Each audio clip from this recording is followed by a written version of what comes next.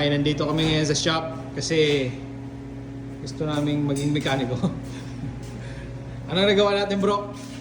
Bro, shout out muna, bro. Shout out. Hindi gumamit ng torque wrench. Putol. Uy, no. Ay, dyan.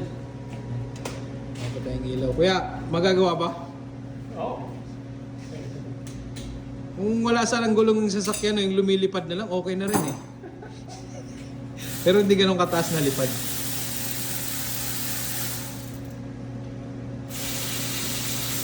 Ilang taon na kayong mekaniko, kuya?